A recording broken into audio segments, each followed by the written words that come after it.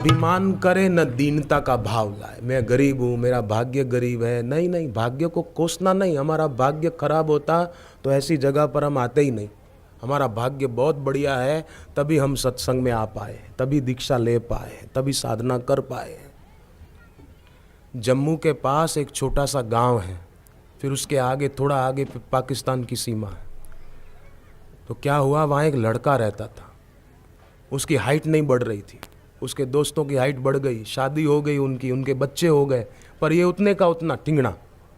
तो सब उसको छोटू राम कह के चिढ़ाते थे। ए छोटू राम, कोई काम नहीं होता फिर भी चिल्लाते छोटू राम।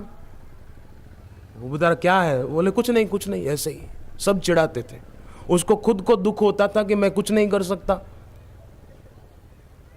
एक बार क्या हुआ, पाकिस्तानी सैनिक उन्होंने धावा बोल दिया, सीमा पर आ गए और जो पहाड़ी थी उसके ऊपर चढ़ गए, गोलीबार करने लगे। तो अपने भारतीय सैनिकों ने वो गांव खाली करा दिया। पर उस लड़के के मन में इच्छा थी कि मैं देखूं अब क्या होता है। वो छुप के खड़ा हो गया, गया नहीं, और सब तो गए क्योंकि वो पहाड़ी पर थे पाकिस्तानी सैनिक। ये कहानी नहीं सुना रहा हूं, ये बनी घटना है। मुझे वो गांव का नाम याद नहीं रहा, क्षमा करें। लड़का छुप कर देख रहा है और भारतीय सैनिक जब गोली चलाने में और सामने वाले को गिराने में सफल होते तो ये खूब खुश होता। ये भी धीरे से जय हिंद बोलता। पर धीरे धीरे लड़के की खुशी दुख में बदलने लगी, क्योंकि वो ऊंचाई पर थे। पाकिस्तानी सैनिक गोलियां मार रहे थे अपने भारतीय सैनिकों को, भारतीय सैनिक गिरते जा रहे थे, इसका दुख बढ़ता जा रहा था।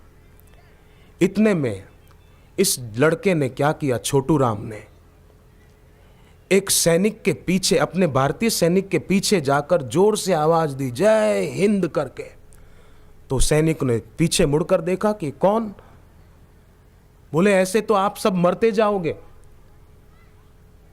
और ऊपर नहीं पहुंच पाओगे, वो गोली चलाते जाएंगे, ऊपर चढ़ने की कोशिश करोगे। तो मैं रास्ते जानता हूं, मैं इसी गांव का हूं, मैं रास्ते जानता हूं, पहाड़ी पर छुपके से चढ़ जाऊंगा। आप मेरे को बम दे दो, मैं जाके उनके बीच जाके बम गिराऊंगा, सबको मार डालूंगा, आप मेरे को बम दो।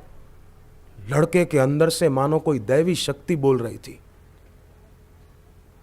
और सैनिकों ने भी देखा कि अब बाजी हमारे हाथ में नहीं दिख रही है, दे दें, देखें ये लड़का क्या करता है। अब छोटा कद तो था ही, बम लेकर बड़ा लंबा घास था, उसमें से छुपते छुपाते युक्ति से, रास्ते तो पता थे उसको कैसे ऊपर पहुंचना, और पहुंच गया ऊपर और पीछे से जाके बम फेंके, जोर से दे मारे और जोरदार धमाके होने लगे। भारतीय सैनिकों ने देखा कि वो लड़के ने कमाल करके दिखाया। भले नाम उसका छोटू राम था, पर बड़ा आदमी था, सूझबूझ का बड़ा आदमी था। और ऊपर जब गए, अपने भारतीय सैनिक सब खत्म हो चुका था, पाकिस्तानी सैनिक सब मारे जा चुके थे।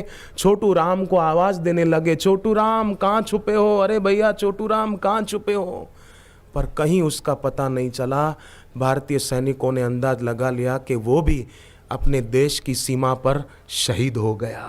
लड़के ने बम गिराए ऐसे ढंग से, इतना छोटा, खुद भी उसमें शहीद हो गया। वहां भी उस पहाड़ी पर आज भी उन्होंने एक चिन्ह लगा रखा और लिखा है छोटू राम की समाधि। छोटा लड़का, लोग उसको चिढ़ाते थे, पर आज उसकी जय जयकार करते हैं। कितना कर गया अपने देश की खातिर।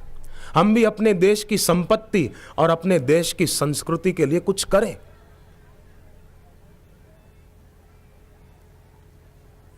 फिल्म इंडस्ट्री से और विदेशी गंदी चैनलों से हमारे देश के युवाओं को कितना नुकसान हुआ है, विद्यार्थियों को कितना घाटा हुआ है। कहां जरूरत थी पहले ट्यूशन की। आप बड़े बुजुर्ग बैठे हैं, मैं आपसे पूछूंगा, आप पढ़ते थे, क्या आपको ट्यूशन की जरूरत पड़ी थी? बोलो। बड़े जो पढ़े लिखे बैठे हैं, पढ़ाई पूरी हो गई, अब घर में रहते हैं, काम धंधा करते हैं, क्या आपको ट्यूशन की जरूरत पड़ी थी क्या? तो आजकल के बच्चों को क्यों जरूरत पड़ती है? एक गंदी विदेशी चैनलों के कारण और फिल्मी दुनिया के कारण ये बच्चों को जरूरत पड़ती है।